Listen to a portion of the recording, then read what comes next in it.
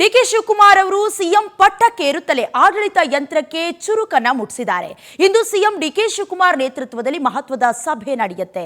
ವಿಧಾನಸೌಧದಲ್ಲಿ ನಡೆಯುತ್ತೆ CM DK Shivakumar meeting. ಸಿಎಂ ಪಟ್ಟಕ್ಕೇರುತ್ತಲೇ ಆಡಳಿತ ಯಂತ್ರಕ್ಕೆ ಚುರುಕು ಮುಟ್ಟಿಸುವ ಕೆಲಸ ಮಾಡ್ತಿದ್ದಾರೆ.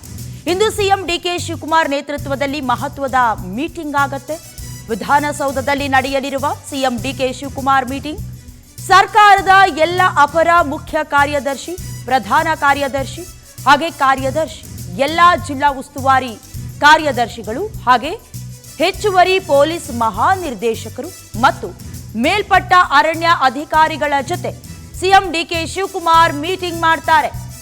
ಈ ಸಭೆಯಲ್ಲಿ ಡಿಸಿಎಂ ಡಾಕ್ಟರ್ ಜಿ ಪರಮೇಶ್ವರ್ ಕೂಡ ಭಾಗಿಯಾಗ್ತಾರೆ. ನಿನ್ನೆ ಅಧಿಕಾರ ಅಥವಾ ಪದಗ್ರಹಣವನ್ನ ಸ್ವೀಕರಿಸಿದ ನಂತರದಲ್ಲಿ ಕೆಲಸವನ್ನ ಆಲ್ರೆಡಿ ಶುರು ಮಾಡಿಕೊಂಡಿದ್ದಾರೆ.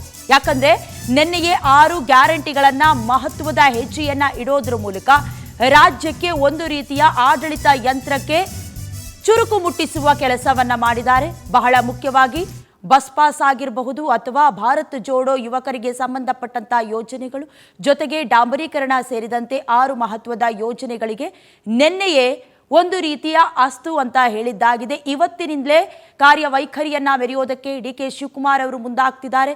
ಈಗಾಗಲೇ ಅಪರ ಕಾರ್ಯದರ್ಶಿಗಳು ಸೇರಿದಂತೆ ಅರಣ್ಯ ಅಧಿಕಾರಿಗಳು ಜೊತೆಗೆ ಪೊಲೀಸ್ ಮಹಾನಿರ್ದೇಶಕರುಗಳನ್ನ ಸೇರಿದಂತೆ ಬಹಳ ಪ್ರಮುಖದ ಹೆಜ್ಜೆಯನ್ನಿಟ್ಟು ಇವತ್ತು ಸಭೆಯನ್ನ ನಡೆಸ್ತಾರೆ.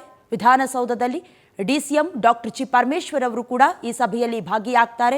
ಬಹಳಷ್ಟು ಕುತೂಹಲ ಕಾರಣವಾಗ್ತಾ ಇರೋದು ಯಾವ ರೀತಿಯ ಡಿಸಿಷನ್ ತೆಗೆದುಕೊಳ್ತಾರೆ, ಹೊಸ ರೀತಿಯ ಮೈಲೇಜ್ ಕೊಡ್ತಾರಾ ಸರ್ಕಾರಕ್ಕೆ, ನಿರೀಕ್ಷೆ ಇಟ್ಟುಕೊಂಡ ಹಾಗೆ ಬಹಳಷ್ಟು ಶತಾಯ ಗತಾಯ ಪ್ರಯತ್ನಗಳನ್ನ ಪಡ್ಕೊಂಡಂತ ಹುದ್ದೆಗೆ ನ್ಯಾಯ ಒದಗಿಸುವ ಕೆಲಸವನ್ನ ಈಗಾಗಲೇ ಅಧಿಕಾರವನ್ನ ಸ್ವೀಕರಿಸಿದ ಮರುದಿನದಿಂದಲೇ ಶುರು ಮಾಡಿರೋದು ಬಹಳಷ್ಟು ಸಂತಸವನ್ನ ಕೂಡ ವ್ಯಕ್ತಪಡಿಸೋದಕ್ಕೆ ಕಾರಣವಾಗ್ತಾ ಇದೆ. ಯಾಕಂದ್ರೆ ಇದೇ ರೀತಿ ಜೋಶ್ ಇರಬೇಕು, ಆಗಿದ್ದಾಗ ಮಾತ್ರ ಸರ್ಕಾರ ಇಮೇಜ್ ಅನ್ನ ಕಾಪಾಡಿಕೊಳ್ಳುತ್ತೆ. ಜೊತೆಗೆ ಮುಂದಿನ ಎಲೆಕ್ಷನ್ ಅನ್ನ ಕೂಡ ಗಮನದಲ್ಲಿಟ್ಕೊಂಡು ಒಳ್ಳೆಯ ಅಭಿವೃದ್ಧಿ, ಉತ್ತಮ ಕೆಲಸಗಳನ್ನ ಮಾಡಬೇಕಾಗತ್ತೆ.